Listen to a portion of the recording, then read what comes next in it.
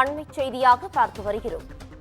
Chennai புரட்சிவாக்கம் flowers சாலையில் வசித்து வரும் அரவிந்த் என்பவரது வீட்டில் அமலாக்கத்துறை அதிகாரிகள் சோதனை மேற்கொண்டு வருகின்றனர்.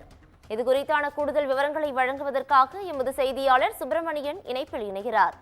சுப்பிரமணியன், வணக்கம். இந்த அமலாக்கத்துறையின் சோதனை குறித்து விரிவான தகவலை பதிவு பண்ணலாம். சென்னையில் அமலாக்கத்துறை அதிகாரிகள் சோதனை மேற்கொண்டு வருகிறார்கள். குறிப்பாக மருந்து கம்பெனி அதிபர் வீட்டில் இந்த சோதனை என்பது நடத்தப்பட்டு வருவதாக தெரிய வந்திருக்கிறது. சென்னை புரட்சிவாக்கம் பிளவர்ஸ் சாலையில் வசித்து வரக்கூடிய அரவிந்த் என்பவரது வீட்டில் இந்த சோதனை என்பது நடத்தப்பட்டு கொண்டிருக்கிறது. சட்டவிரோத பண பரிமாற்றம் தொடர்பாக குற்றச்சாட்டின் அடிப்படையில் இந்த சோதனை என்பது மேற்கொள்ளப்பட்டு வருகிறது. அரவிந்த் வடமாநிலத்தை சேர்ந்தவர். குறிப்பாக மும்பையில் தனது மருந்து கம்பெனியை அவர் நடத்தி வந்திருக்கிறார். சமீபத்தில் தான் அந்த மருந்து கம்பெனியை தமிழகத்திற்கு அவர் மாற்றியிருக்கிறார். அதில் சட்டவிரோத பண பரிமாற்றம் ஏதாவது நடந்திருக்கிறதா என சந்தேகத்தின் அடிப்படையில் இந்த சோதனை நடத்தப்பட்டு வருவதாக தெரிய வந்திருக்கிறது.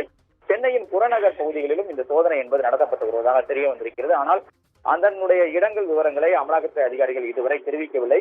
தற்போது இந்த சோதனை என்பது தொடங்கி நடந்து கொண்டிருப்பதாக அமலாக்கத்துறை அதிகாரிகள் தரப்பில் சொல்லப்படுகிறது. கூடுதல் விவரங்களுக்கு நன்றி சுப்பிரமணியன்.